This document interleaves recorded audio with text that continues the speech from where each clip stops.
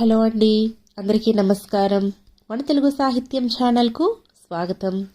ఈరోజు నేను చదవబోయే కథ టి రామాచారి గారు రచించిన చెదిరిన స్వప్నం. ఈ కథ ఆదివారం ఆంధ్రప్రభలో 14/3/1993లో ప్రచురింపబడింది. కథలోకి వెళ్ళబోయే ముందు మీకు ఒక చిన్న రిక్వెస్ట్. మీరు మన ఛానల్ని ఫస్ట్ టైం చూస్తున్నట్లయితే తప్పకుండా సబ్స్క్రైబ్ చేసుకోండి. ఇక కథలోకి వెళ్దామా? సికింద్రాబాద్ రాజ్కోట్ ఎక్స్ప్రెస్ పూనా స్టేషన్లో కొచ్చి ఆగింది. ఫస్ట్ క్లాస్లో కూర్చున్న మోహన్ కిటికీ తలుపు తెరిచి మంచినీళ్ల కుళాయి ఎక్కడుందోనని ప్లాట్ఫామ్ మీద కళయ చూడసాగాడు. కాస్తంత దూరంలో కుళాయి కనిపించడంతో వాటర్ బాటిల్ని, థర్మాస్ ఫ్లాస్క్ని తీసుకుని వెళ్ళి నీళ్లు నింపుకొని ఫ్లాస్క్లో టీ పోయించుకున్నాడు. తిరిగొచ్చి చూస్తే ఏముంది, తన సీట్లో మరెవరో స్త్రీ కూర్చునుంది. సారీ, మీరు నా సీట్లో కూర్చున్నారండి అని అతనంటే ఆమె రవ్వంత పక్కకు జరిగి కూర్చుందే కానీ లేవలేదు. ఈమె తన సీట్ని రిజర్వ్ చేయించుకోలేదా అన్న అనుమానం అతనికి వచ్చింది, కానీ ఆ మాటే ఆమెను అడగలేకపోయాడు. సరే, ఈ కాస్త స్థలంలోనే సర్దుకు కూర్చున్నాడు. రైలు కోత వేసి కదిలి వేగం పుంజుకుంది. ఎప్పుడొచ్చాడో కానీ టికెట్ కలెక్టర్ వచ్చి టికెట్ చెక్ చేస్తుంటే ఎదుటి సీట్లోని వ్యక్తి మరో కూపీలోకి వెళ్ళిపోయాడు. ఈమె వెళ్ళి ఆ సీట్లో కూర్చుంది. కిటికీలోంచి బయటకు చూస్తోంది. ఇతను ఆమెను చూస్తూ అందగత్తే అని అనుకున్నాడు.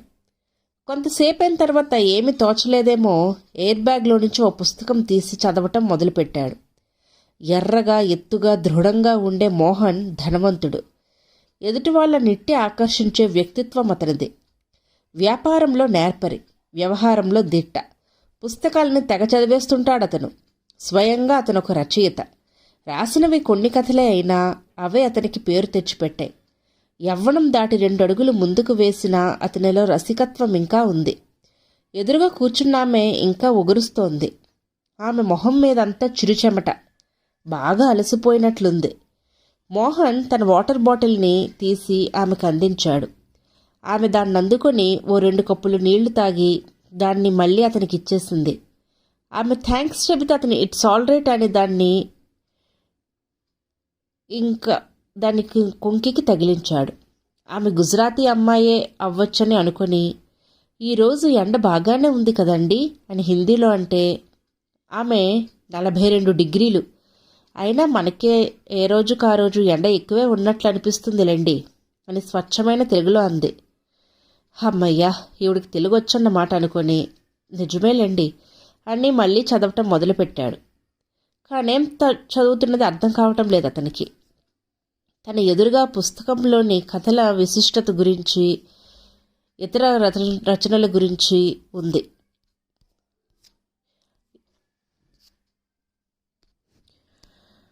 కథా రచయిత మోహన్ కుమార్ గారంటే మీరేనా? మీ కథలు చాలా వరకు నేను ఇదివరకు చదివానులేండి. మిమ్మల్ని మాత్రం ఇంతవరకు చూడలేదు. ఇప్పుడు మిమ్మల్ని ఇలా కలుసుకోవటం నిజంగా నా అదృష్టమే. మీ కథలంటే నాకెంతో ఇష్టం. చాలా బాగుంటాయి అవి అని మళ్ళీ, ఇది మీ మొదటి పుస్తకమా అండి అని అడిగింది. కాదండి, రెండోది. దీనిదే మరో ఎడిషన్ వేస్తామంటే అన్ని కథల్ని మరోసారి చదువుతున్నా. నాకైతే వీటిని మళ్ళీ మరోసారి చదవాలనుంది. ఈసారి మామూలుగా కాక విమర్శనాత్మకంగా చదవాలి. మీ దగ్గర మరో కాపీ ఉందా అండి అంది కుతూహలం ప్రదర్శిస్తూ. ఉందండి, దీన్ని మీ దగ్గర ఉంచండి అంటూ ఠక్కున అందించాడు.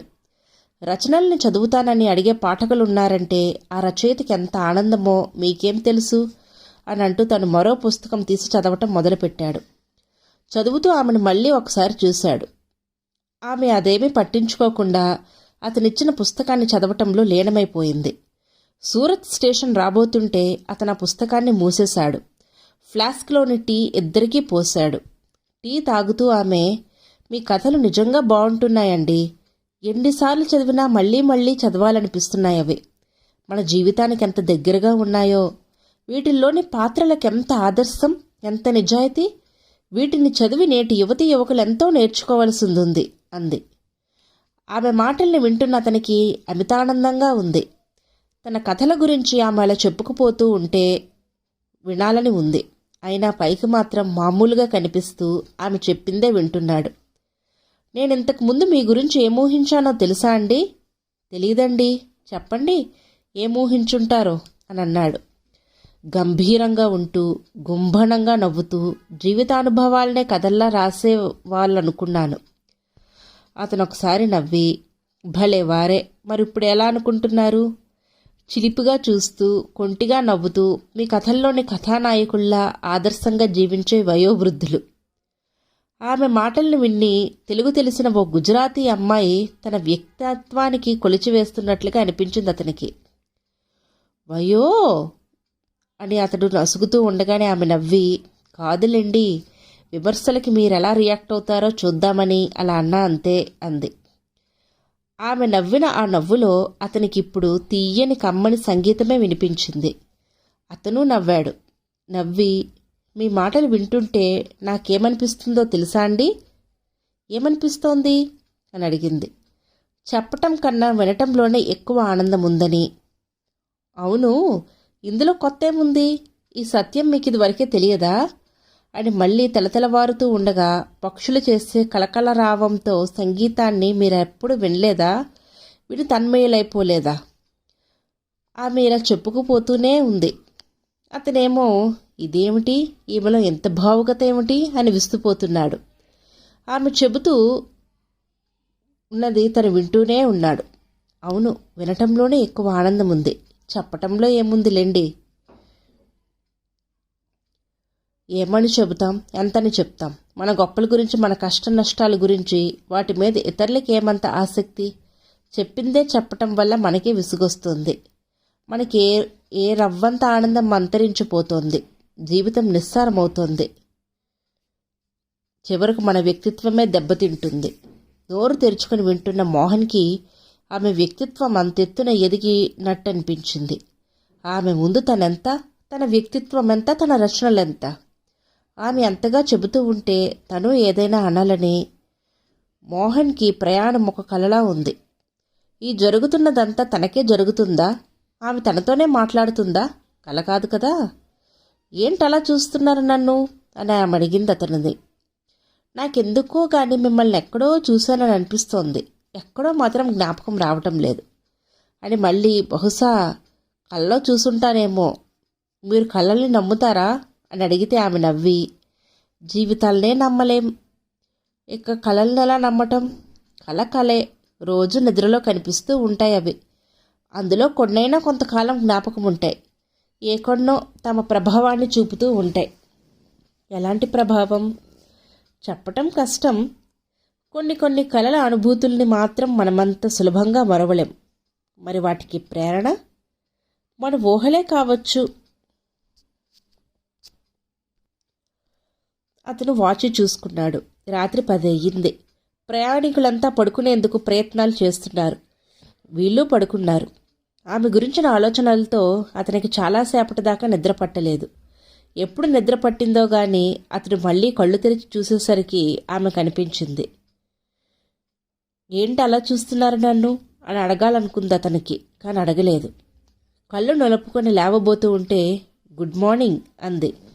అతను కూడా గుడ్ మార్నింగ్ అన్నాడు. రాత్రి నేను ఒక అందమైన కలగన్నాను అంటే ఆమె, మీ మధుర స్వప్నాలు రాత్రి గడిచిపోయింది, రాజ్కోట స్టేషన్ రాబోతుంది, లేవండి అంది.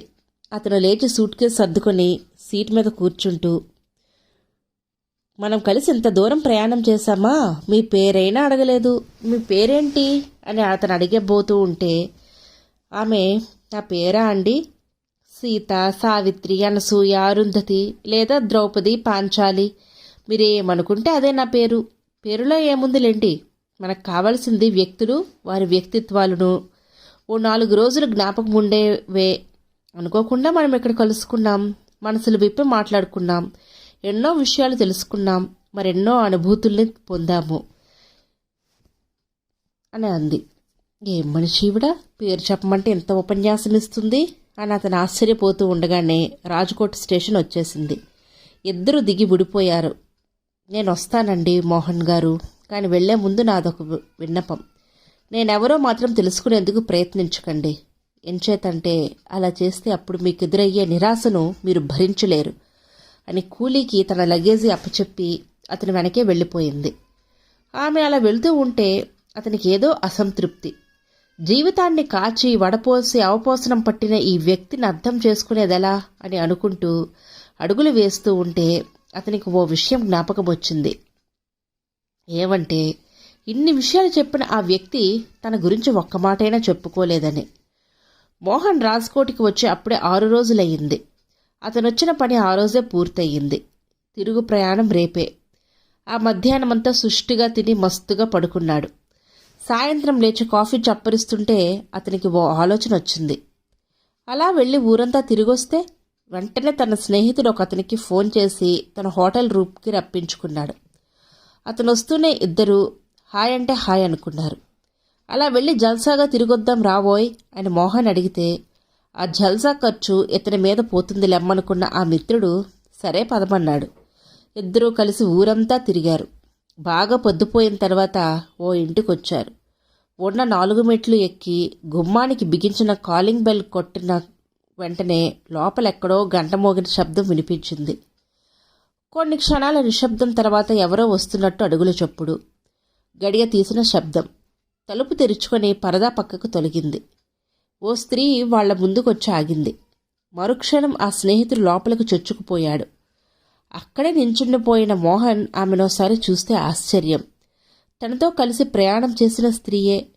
ఆమె ఎక్కడుండడమేమిటి నమ్మలేకపోయాడు. కలేమో అని అనుకుంటే కాదు, ఈమె నిజంగా ఆమె. మరి ఇక్కడుందేమిటి ఆలోచించాడు.